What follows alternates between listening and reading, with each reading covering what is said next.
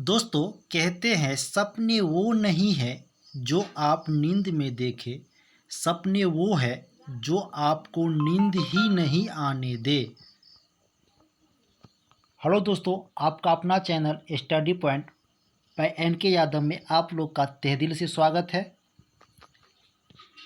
आज है 10 मई और आज का 10 इम्पोर्टेंट करेंट अफेयर्स का इस वीडियो में डिस्कशन करेंगे। तो चलिए दोस्तों, आज का पहला क्वेश्चन शुरू करते हैं।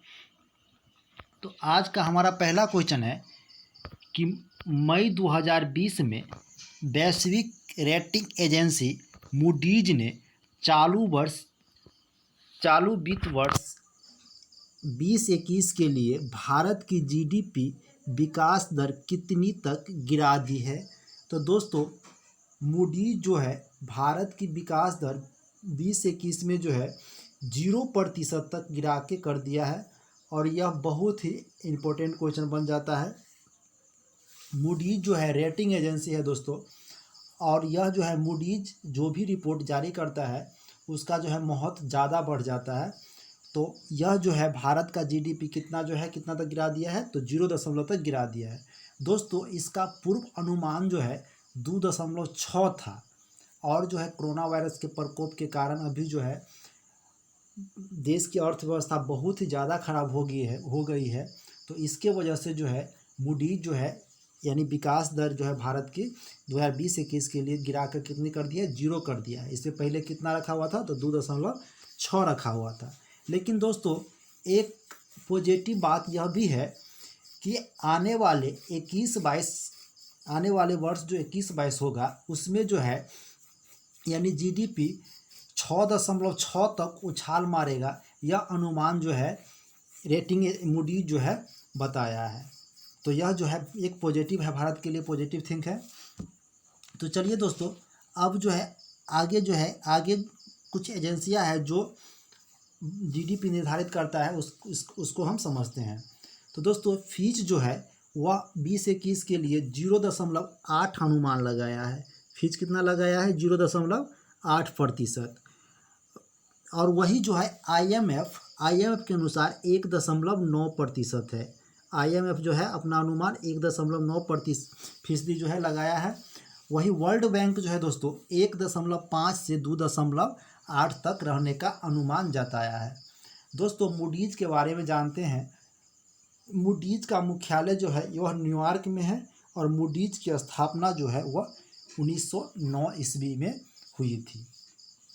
दोस्तों, हम वीडियो शुरू करने से पहले जो है आपको मोटिवेशनल क्यूट सुनाते हैं। वह आपको कैसा लगता हो वह आप कमेंट बॉक्स में उसको जो है लिखिए। तो चलिए दोस्तों, आज का अगला क्वेश्चन देखते हैं। तो आज का हमारा अगला क्वेश्चन है कि किस राज्य में पहली बार स्थानीय स्तर पर संजीवनी नामक एक अद्वितीय वाहन विकसित किया गया है। तो दोस्तों, यह जो है मध्य प्रदेश के द्वारा जो है यह कदम उठाया गया है।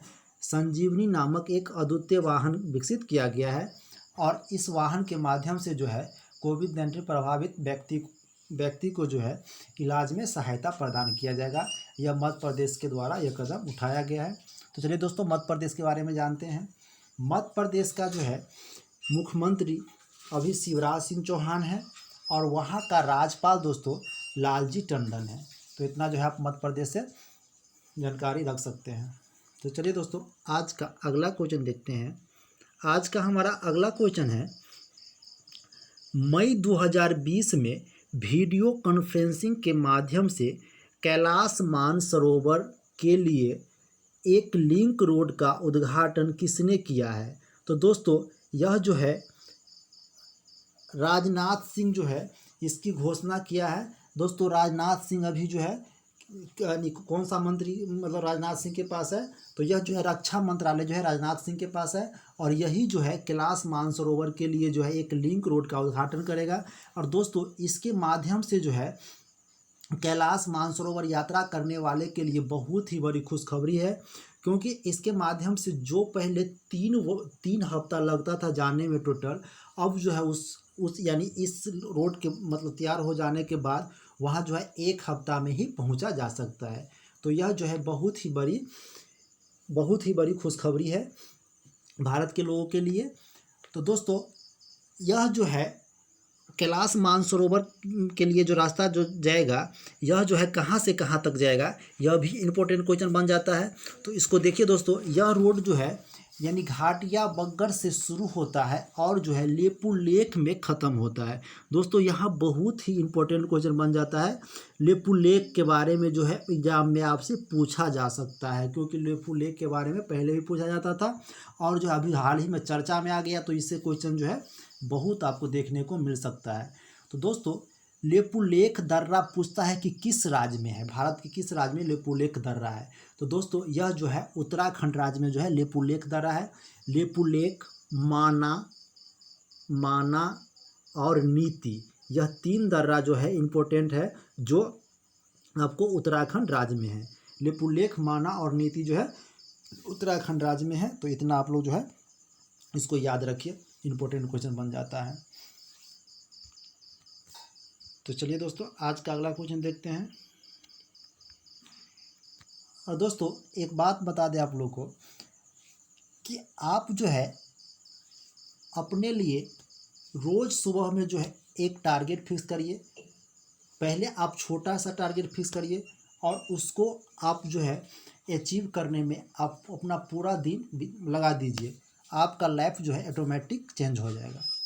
तो यह जो है मेरी तरफ से जो है आपको राय है, इसका जो है आप लोग पालन कीजिए। देखिए आपका लाइफ जो है ऑटोमेटिक चेंज हो जाएगा। तो चलिए दोस्तों आज का अगला क्वेश्चन देखते हैं। कह रहा है निम्नलिखित में से किसने एक स्वचालित चिकित्सा ट्रॉली का उत्पादन किया है जो मानव संपर्क के बिना मानव संपर्क के, यानी मानव संपर्क के बिना अस्पताल में रोगियों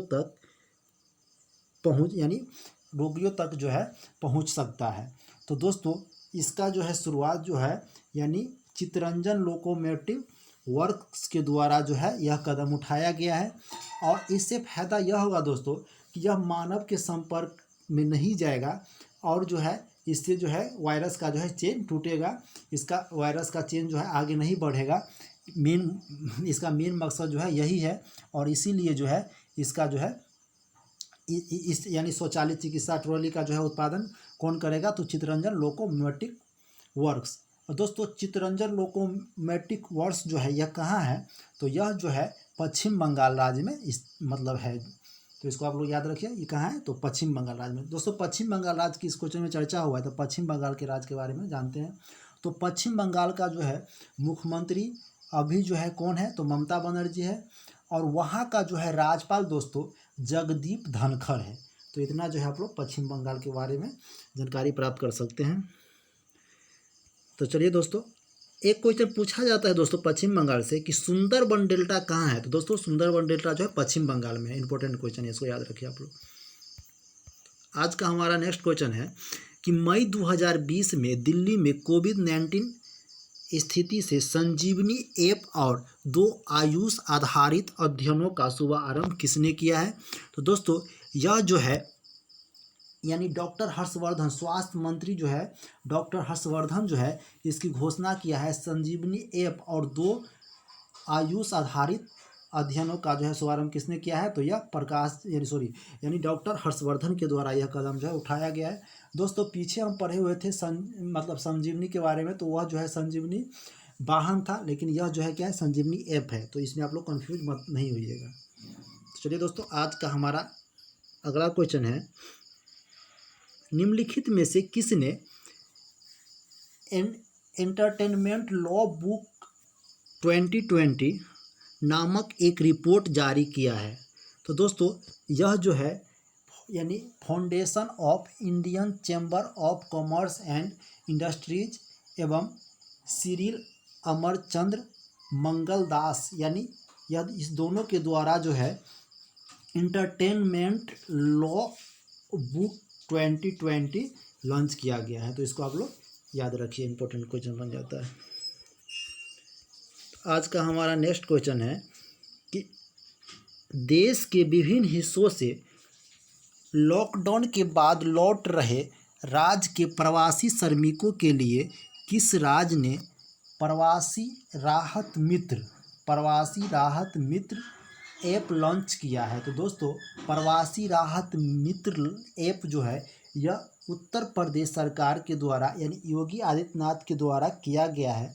और इस ऐप का मुख्य उद्देश्य है कि जो भी जो है सरकार का योजना है उसका लाभ जो है प्रत्येक व्यक्ति प्रत्येक श्रमिक को जो है प्रवासी श्रमिक को मिल सके।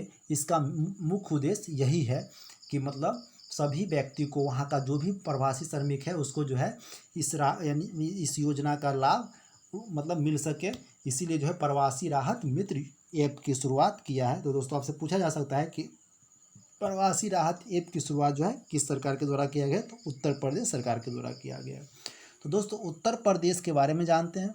उत्तर प्रदेश का मुख्यमंत्री जो है योगी आदित्यनाथ है और जो है उत्तर प्रदेश का राज्यपाल आनंदीबेन पटेल है। दोस्तों उत्तर प्रदेश में लोकसभा की सीटों की संख्या 80 है और राज्यसभा की सीटों की संख्या जो है वह कितनी है, तो 21 है। तो इतना आप लोग उत्तर प्रदेश से जानकारी प्राप्त कर सकते हैं। तो चलिए दोस्तों आज का हमारा अगला क्वेश्चन है कि विश्व थैलेसीमिया दिवस कब मनाया जाता है। तो दोस्तों विश्व थैलेसीमिया दिवस जो है वह प्रत्येक वर्ष 8 मई को मनाया जाता है। विश्व थैलेसीमिया दिवस कब मनाया जाता है, तो 8 मई को जो है प्रत्येक वर्ष मनाया जाता है। और दोस्तों यानी थैलेसीमिया जो है, थैलेसीमिया एक अनुवांशिक बीमारी है जिसके कारण जो है शरीर पर्याप्त हीमोग्लोबिन नहीं बना पाता है और जो है और रोगी जो है रोगी में यानी और यह जो है मतलब एनीमिया का शिकार हो जाता है। मतलब इसमें जो है पर्याप्त हीमोग्लोबिन नहीं बना पाने के कारण जो है यह एनीमिया का शिकार हो जाता है और यह जो है अनुवांशिक रोग है। तो इसको आप लोग याद रखिए। इसका जो है थीम जो है इसका 2020 का थीम है थैलेसीमिया के लिए नए युग का शुरुआत, नई चिकित्सक को मरीज के लिए सुलभ और सस्ती बनाना।